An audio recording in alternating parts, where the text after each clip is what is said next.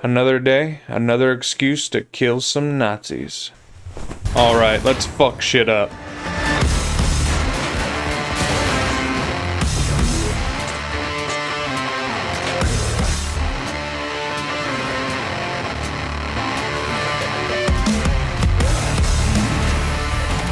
Damn, Anya. Not bad. Not bad. I'll have to blur that out. Damn, that was juicy. And that marks the end of my 20-second Mein Leben run. What should I do now? Might as well read some YouTube comments. First up, we have a comment from Kaylin. Let's see what she has to say. I'm buttered and oiled up right now. I didn't know anyone watched my videos where they were getting a massage. I suppose that's one way to kill two birds with one stone. Anyway, next we have a comment from a certain Mossy King. And he says, what the fuck? This made me butter all over my computer. 10 out of 10, would watch again. I gotta say, I didn't know gun fetishists were a thing. But to each their own, I guess. Finally, I got a response from PilotStorm294. And he says, please don't let this be something weird. I'm so corny right now. My cob is all buttered up. Holy fuck, these comments went from worse to fucked up real quick. Since when do gun videos attract the scum of the earth? Oh wait, wrong comment section, my bad. Alright, Cornhub comment section aside, let's read some actual comments. Nice. So far so good. Many thanks, Harry. Next we got GT coming in with the haymaker. Much appreciated. And finally we have... Wait. There's no way. I covered everything. Shit. Here we go again.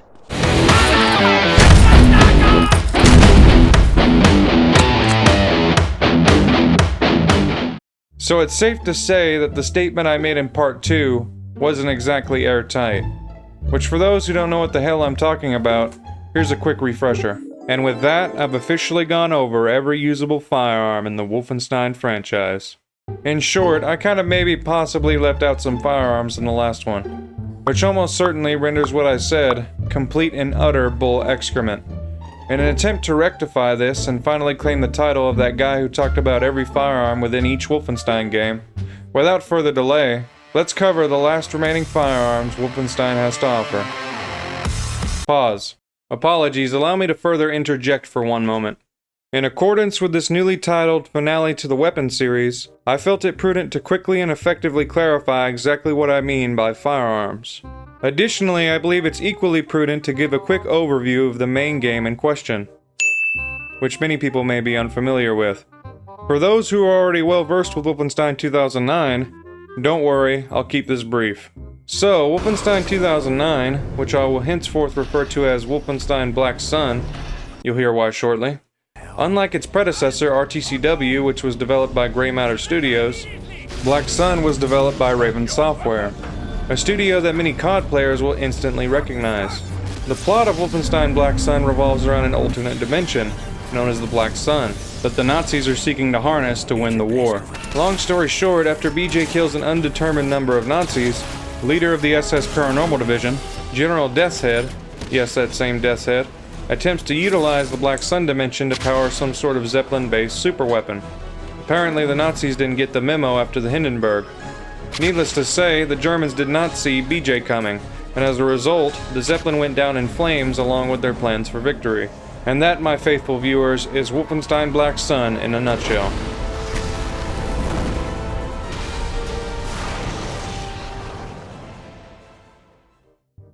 Now, what exactly do I mean by firearms?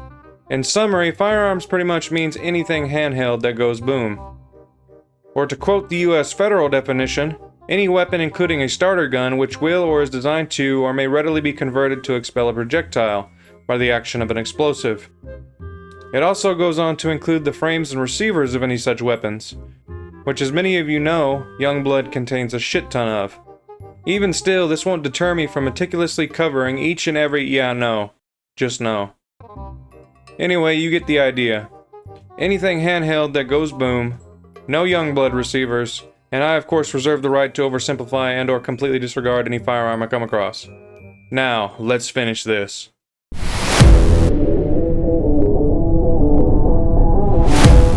Turning back the clock all the way to RTCW, let's start with perhaps the most iconic firearm of the Second World War, the MG42. Outside of enemy territory, RTCW's multiplayer expansion, the MG42 is only usable as a stationary bipod-mounted firearm. As you can imagine, this severely handicaps the MG's potential, because as it would turn out, being able to do something as trivial as transporting your firearm is actually pretty useful. At the end of the day, it's still an MG42, so needless to say, it kicks ass regardless. But damn, I wish we could have seen a mobile version of the MG42. Why are we still here? Much later down the line, the MG42's role as a vegetative rapid-fire lead slinger would continue in Wolfenstein Black Sun, with no real gameplay additions being added. As it wouldn't be until the release of the goated New Order that we were finally able to defy all previous Wolfenstein conventions and detach firearms from their bipod. As far as historical context for the MG42 goes, there's little I can say that hasn't already been said, but for the sake of the video, here's some footage of me using a modernized version of the MG42 to mow down some asshole in PUBG.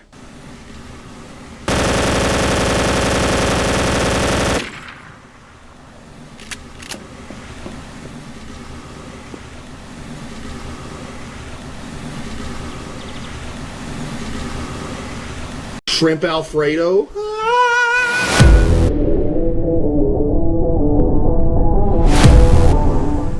Next up, we have the bane of every Allied tank crewman's existence, the appropriately named Tank Fist, better known as the Panzerfaust. It served as the predominant German infantry anti-tank firearm during the latter half of World War II. Throughout this period, it proved highly effective in its intended role. What a lot of people don't know, however, including myself before doing research for this video, is that the Panzerfaust had a lot of different variants, the most modern of which was the planned for production Panzerfaust 250, which bears a striking resemblance to a well-known rocket launcher. But I digress. The Panzerfaust we see in RTCW appears to be the Panzerfaust 30 Gross variant, based on its earlier sight post. As for its effect on our National Socialist inclined friends, let's just say it doesn't leave much to be desired.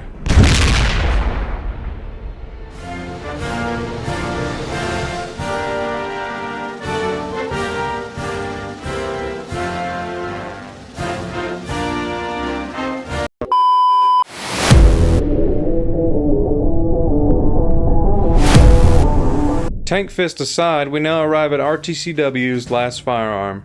It's the ever-satisfying flamethrower. One moment. I'm receiving a call on my plot device rotary phone.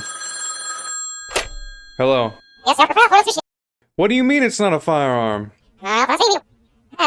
It shoots literal fire, for Christ's sake. Alright, I'll let him know.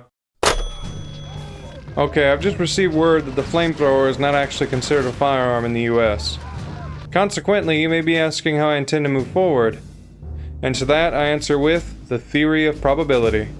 Meaning it's probable that in some distant dark corner of the endless cosmos, that some civilization has defined the flamethrower as a firearm.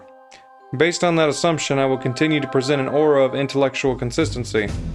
Now, when discussing the flamethrower, which is totally a firearm, in RTCW, its overall design appears to be based on the American M2 flamethrower, with a shorter barrel, and some added chunkiness, along with the lack of a trigger. But this is a pretty common trend among Wolfenstein firearms. As for the Germans seemingly using American-inspired firearms, this could potentially be the first example of the Nazis reverse engineering a weapon, like we commonly see much later on in the Machine Games timeline. Alternatively, this could just be a random design choice by the devs, and have no story relation whatsoever. I'll let you be the judge. Performance-wise, it lets you light Nazis on fire, which is always a plus. That's pretty much all I got. In Wolfenstein Black Sun, we were introduced to a much more authentic German-styled Flammenwerfer.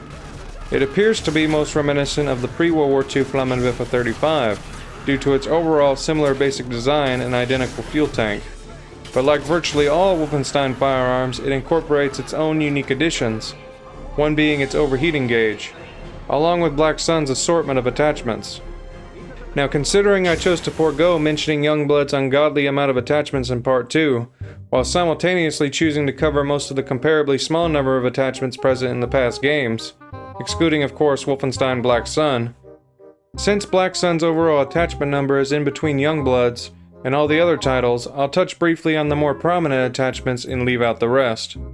I could have probably found a better way to explain that, but it cannot be helped. Continuing on, the Flammenwerfer has 4 attachments in total, the most useful of which being the carburation attachment, which increases the Flammenwerfer's overall damage. As you can imagine, this helps against enemies with higher HP levels. However, the Flammenwerfer's biggest handicap is its range.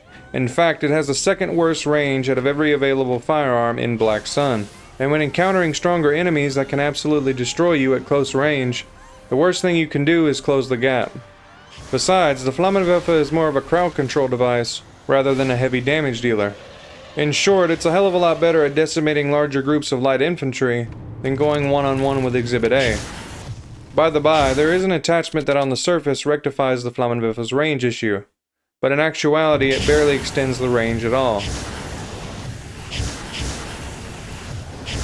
In conclusion, the Flammenwerfer is decent, it just sucks that you can't incinerate flags with it.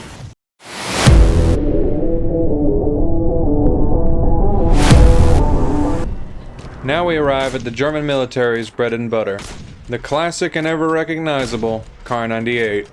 During World War II, it served as the predominant German firearm throughout the war, meaning wherever the Germans appeared, you were almost certain to encounter one.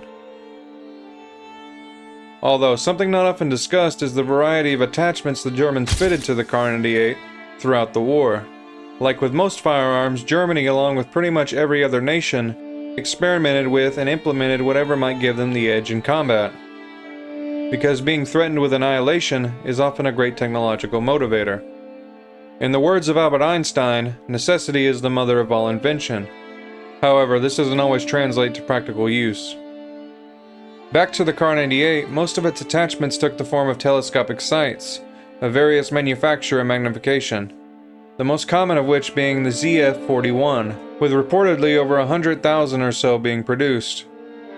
However, this number of scopes was dwarfed in comparison to the Gewehr-Granatgerät, or rifle grenade device in English. This was Germany's standard rifle-propelled grenade launcher, and it utilized both armor-piercing and anti-personnel grenades. Disregarding the bayonet, the GGG, to use the German abbreviation, was the most largely produced Kar 98 attachment of the war.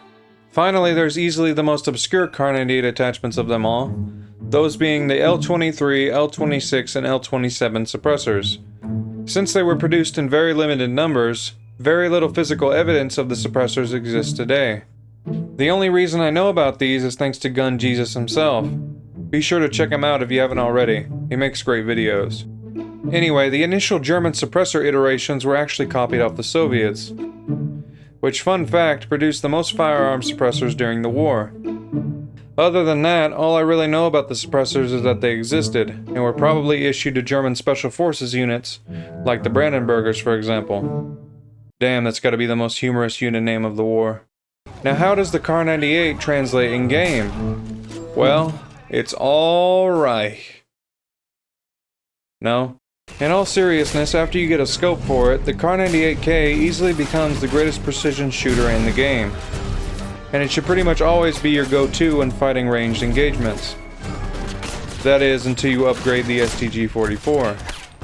More on that later.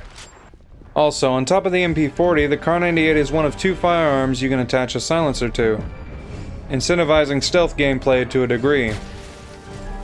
Although since takedowns were introduced into the release of the goated New Order, stealth gameplay in Black Sun just doesn't hit the same. But for what it's worth, I do like the fact that you can find random melee weapons scattered across the map. To conclude, when using the Kar 98, aside from the scope, easily the best attachments are improved rifling, which removes bullet spread, along with the big bore upgrade, which increases overall damage.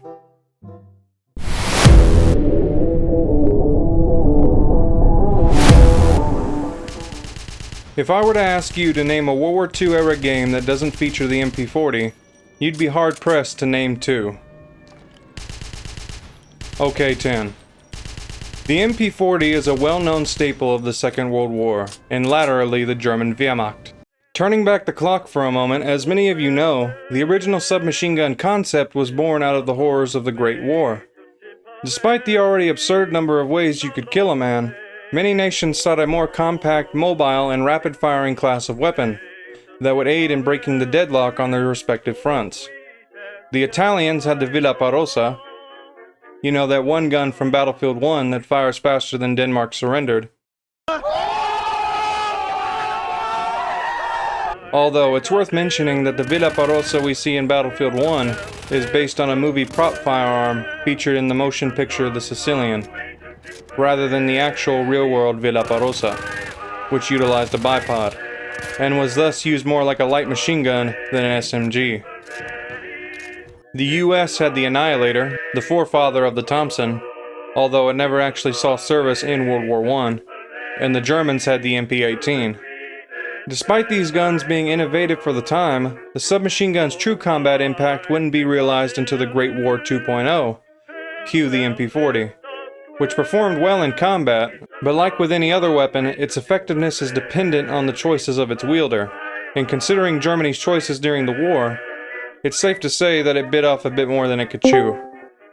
However, this of course isn't a problem for the Germans in the Wolfenstein universe, as their technology is second to none.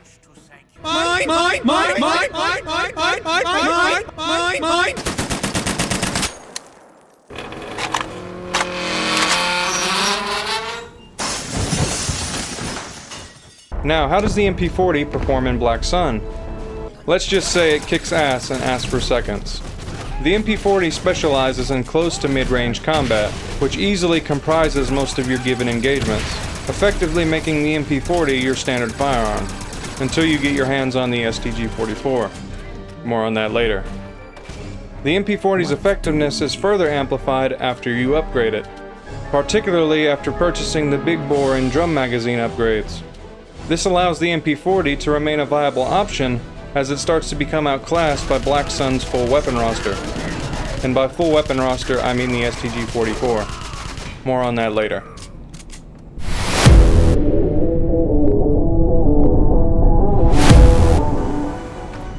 Moving considerably up the weapon chain, we arrive at easily the most powerful handheld firearm in Black Sun, that being the Leichenfaust, or Corpse Fist in English. For those unfamiliar with the Leichenfaust, or just Wolfenstein Black Sun in general, the Leichenfaust functions very similarly to the Obergewehr in the new Colossus, along with the more famous BFG. Like its distant cousins, the Leichenfaust draws its energy via an extra-dimensional source, and converts said energy into unrivaled killing power. Seriously, even without its upgrades, the Leichenfaust is easily the most powerful firearm in Black Sun, making it at times the most clutch firearm available. Seriously, in pretty much any given combat scenario, the Corpse Fist can save your ass. For example, Nazi ninjas, the LF has you covered. The undead, or hell, even Cyclopses from the God of War franchise. No matter the enemy type, the Leichenfaust's effectiveness doesn't discriminate. As for its upgrades, they're decent, but aside from the Iridium canister, which increases your ammo capacity, the other upgrades are just kind of lackluster. But it's understandable considering it's difficult to improve on near perfection.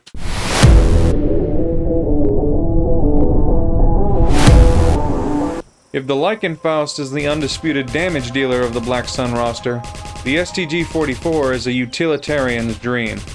And unlike the Leichenfaust, which might as well come with all its upgrades when you first obtain it, the STG-44 requires its upgrades to reach its full potential. The more prominent upgrades have somewhat of a symbiotic relationship with each other. For example, the tactical scope grants the player a magnified optic. When paired with the so-called recoil compensator, which is a completely misleading attachment title as nothing can be further from the truth, it should really be called the Recoil Vanquisher because it essentially turns the STG into an automatic sniper rifle. In short, this makes the Kar 98 the STG's bitch. Humor aside, I think this was easily the best attachment combo in Wolfenstein history, until we were blessed with the almighty Shockhammer 1961 and its glorious rotor/extended mag. Backtracking back to the STG, you really can't go wrong with any of its attachments. Some honorable mentions include the drum magazine, which kinda gives me Vanguard PTSD, and the big bore, which increases overall damage.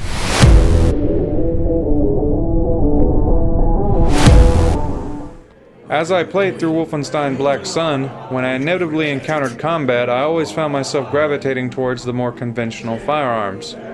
Aside from the Leichenfaust, that is. This was because I usually decided to pour all my money into upgrading the first firearms I got my hands on.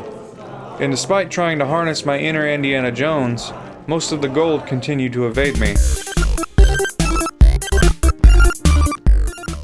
As a result, I usually just stuck with the firearms I had already upgraded, aka the STG-44, unless I found a new firearm to be especially exceptional. The Leichenfaust. All this is to say that I had found my bread and butter. I used the STG for standard/long-range engagements, and for anything else, Leichenfaust.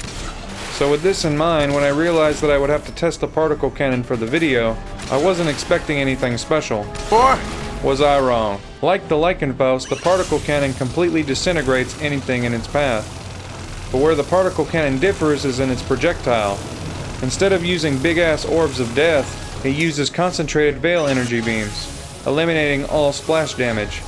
In short, use it in CQB. When you're not in CQB, use the Leichenfaust.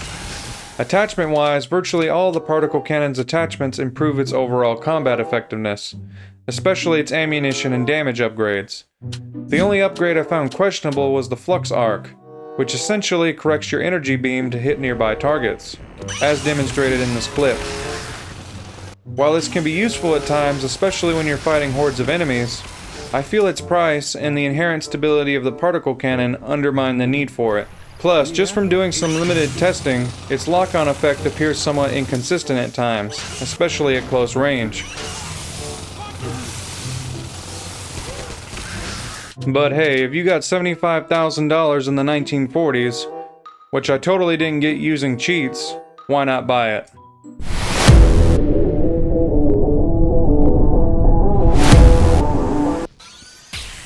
The Tesla gun is another weapon that more or less flew under the radar for me on my initial playthrough. This isn't to suggest that the Tesla gun is a weak weapon, it actually does pretty decent damage. It's just that's really all it has going for it. To illustrate my point, take a look at all the other weapons you have access to in the special/heavy weapons category, starting with the Leichenfaust, which is basically a form of mobile artillery. It does immense damage and has near unlimited range. This is essentially the crux of my argument. But for those of you who are only watching due to my exuberant personality, instead of an interest in Wolfenstein, the disparity may not be readily apparent. To further clarify, this exact comparison between the Leichenfaust and Tesla gun can be made with virtually every other special/heavy class firearm. Therein lies the predominant downside to using the Tesla gun. Similar to the Flammenwerfer, it just can't challenge its competitors, thanks to its god-awful range. Seriously, the Tesla gun has less range capability than your old-school Nerf blaster. As a result, the only incentive to use the Tesla gun is when you're at near point-blank range, making it very situational. Despite this underlying flaw, there's not a single upgrade that corrects this, unlike with the aforementioned Flammenwerfer, which at least had some semblance of a range upgrade. Anyway, I've probably overstated my case. Its best attachments are probably the upgraded battery, which increases the Tesla gun's battery capacity. Who would have thought? Alongside the step transformer, which doubles the Tesla's damage output. All in all, I still think the Tesla gun is a unique and satisfying addition to the Black Sun roster. Needless to say though, I really only used it when I miscycled through my firearms, or if I was getting bum rushed by a shit ton of ass sniffers. Side note, I tried to see if you could electrocute yourself with it if you fired it in water, but yet again I failed to realize that BJ is no mere mortal.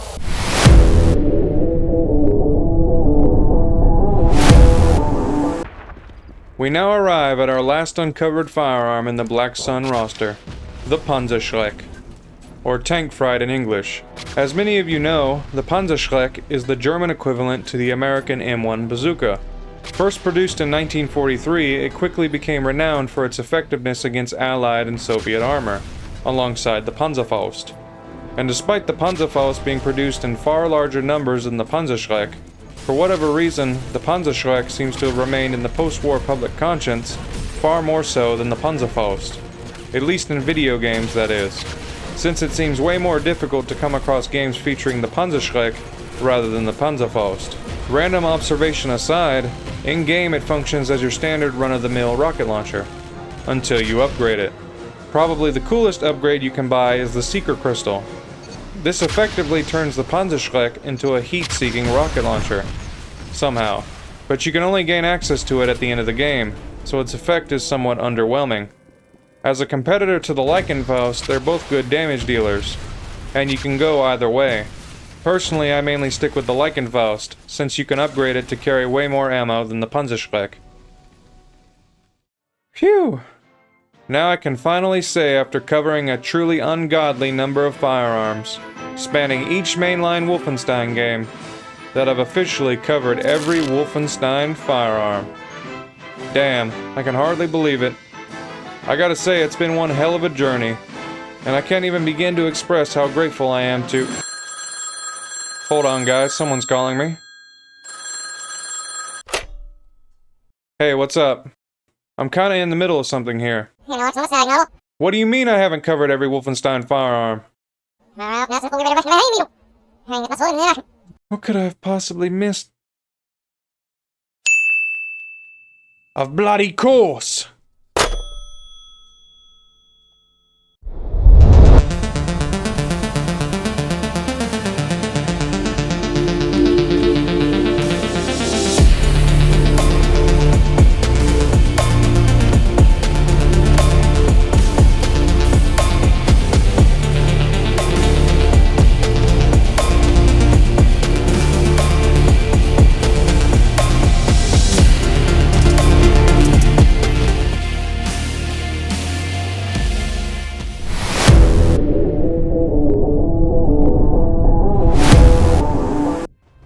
Now, without further suspense, I would like to unveil the actual last Wolfenstein firearm, which due to its plot relevance may have actually been the most overpowered firearm of the New Order.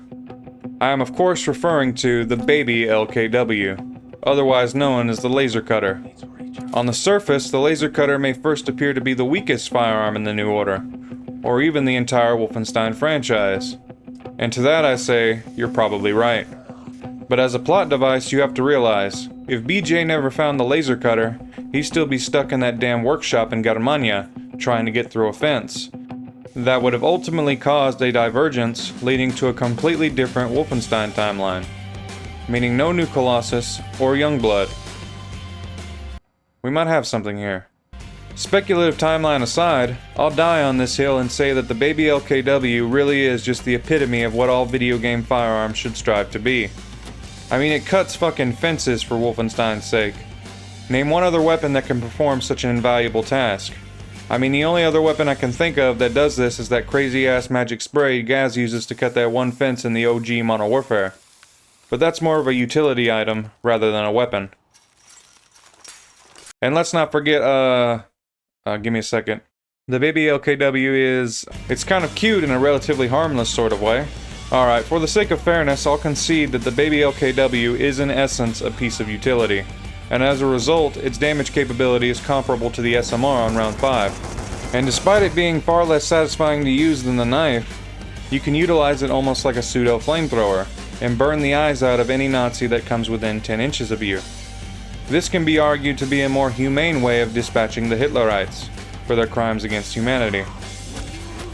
In continuation, it should also be noted that you can in fact upgrade the Baby LKW, allowing you to fire energy projectiles, making the Baby LKW far more viable, for about 10 seconds.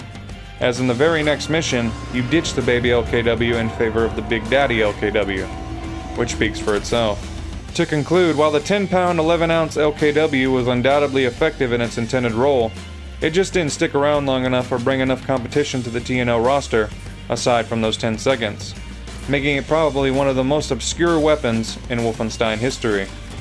But I do feel BJ did my boy dirty when he just threw him on the ground. Hashtag RIP Baby LKW.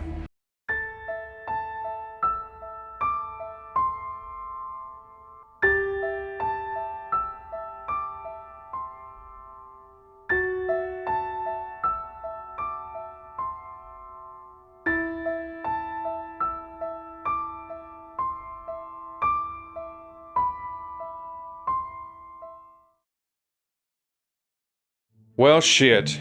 I guess it's finally over. What a journey this has been. I know it's not much, but this is probably the longest project I've ever committed my time to outside of school. I released my first episode of this miniseries 7 months ago, and it already feels like a lifetime ago. I want you guys to know that I have each and every one of you to thank for the making of each video. I'll admit I made my fair share of mistakes, but pretty much all of you guys were chill and insightful as fuck. I know this is what everyone says, but I really don't know what else to say. Anyways, lest we grow sentimental, as far as what's next on the upload schedule, part of me wants to make a Wolfenstein weapon tier list video, which to my knowledge hasn't been attempted yet, but I guess only time will tell. Thank you guys so much for watching. As always, feel free to leave any video ideas, corrections, or memes in the comments below. I'll do my best to reply to every comment. This has been Braylon, signing off on behalf of the Lugarino channel.